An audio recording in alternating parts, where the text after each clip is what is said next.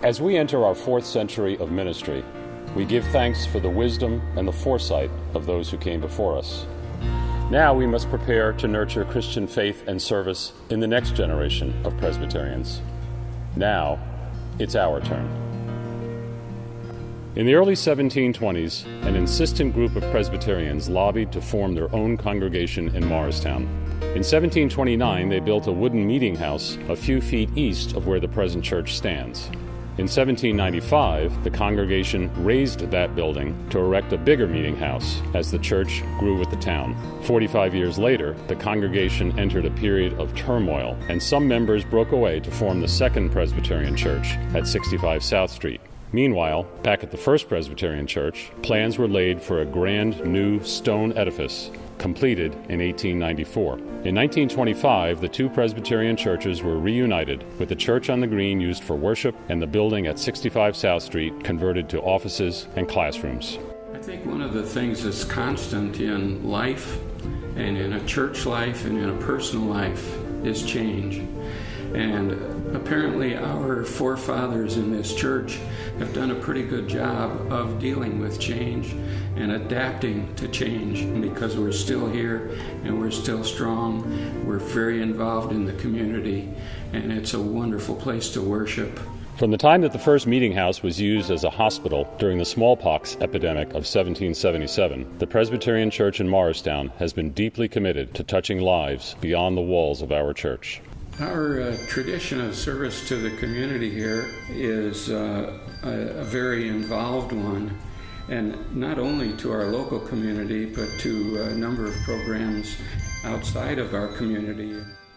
Just as important as our historic commitment to the community is our congregation's ability to embrace change and to plan for the future. The 2011 session established a vision for our future, creating pathways to discover new connections in Christ. To achieve that vision, we need updated, expanded mission and ministry space that is both accessible and flexible.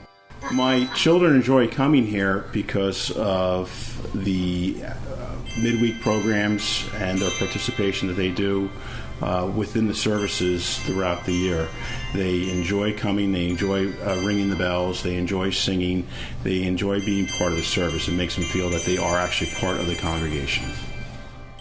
I think that we're bursting at the seams in this building. It's a Wednesday evening and every room is occupied, and there are children thundering above, and it's a wonderful sound, and they need more space to do more wonderful things and to grow even further. With more space upstairs, with more classrooms, there would be dedicated space, but there would be room to even grow the programs further.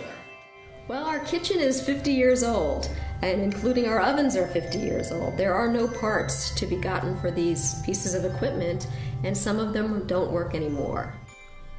The current configuration of the chancel really makes it difficult for our choirs.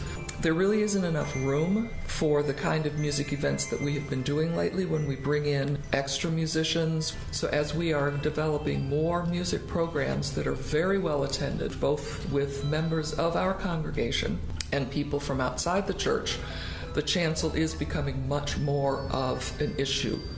This year, a dream team of more than 30 congregation and staff members identified these projects. Representatives from 13 church committees plus staff members. Those were all of the session committees plus the older adult ministry, the nursery school, and Presbyterian women. We also had 2 town meetings. When all that was done, we had a collection of 36 projects, but the committee created a consensus to move forward on the 5 projects that make up the capital campaign. I think that we need to do the renovations here because we are bursting at the seams, so to speak, to accommodate our growing population here and a growing congregation. The space that right now upstairs is just storage from the stage on back can be captured as usable space for us. And that is just really remarkable. I believe the plan is for it to have 2 levels. It could be used for a children's worship service. It could be used for a kind of a contemporary gathering spot. It could be used for our music programs. Also, we have no place to gather as a community. Our Sheffield Hall is too small. We need to be able to come together, whether it be for a carol sing or a dinner or programming with all the children, and all of that space can be changed so that it can meet those needs for us. Well, upstairs, our biggest problem, of course, is that we can't get there. Anybody with a mobility issue cannot get upstairs. So they have found an ingenious way to put an elevator in that will reach all 3 floors from the basement upstairs to the gym. The gym itself needs to be modernized. It's a very tired space. I think we're going to redo our gym. We're going to get rid of the stage up there, out with the old, in with the new, right? Get some new paint on the wall, make enough room for a full-size basketball court, which I think is going to be really neat. The setting is so important in how people respond to and feel about something, that it's important that we be creative and that we're flexible. Movable seating helps us reach that goal. To have more flexibility, to have the chancel more open, to have the chancel coming out toward the congregation a little more, I believe will just add to and improve that concept, that feeling of being connected. I think about the challenges that our congregation has faced. We've been trying to see how do we move forward.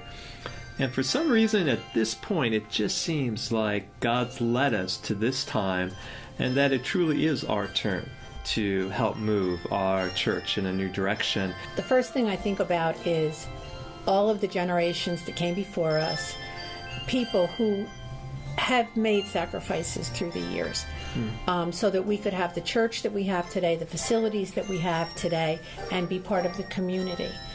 And now it's our turn to make changes for the future generations. I think it's important for the families, the many young families in this church, to show a sustained commitment. And it's important for us to step up and join those folks and to say, thank you, I get it, I agree, and I want to help too.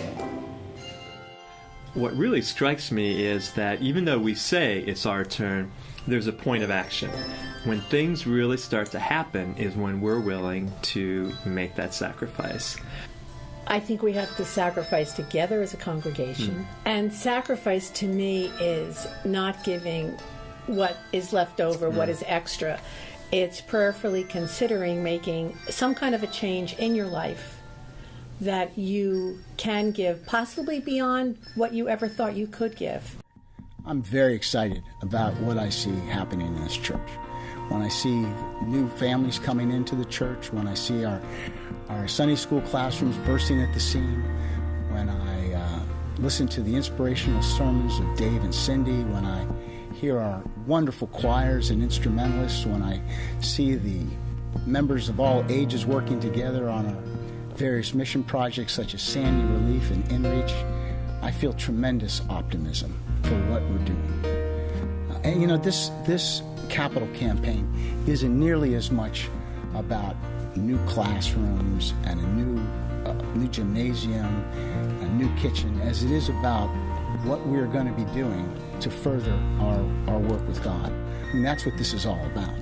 So I'd like to invite you to join me and the session and other members of the leadership team to prayerfully consider what kind of a sacrifice, what kind of a commitment can I make to this church to ensure our mission well into the 21st century and beyond. It's now our turn.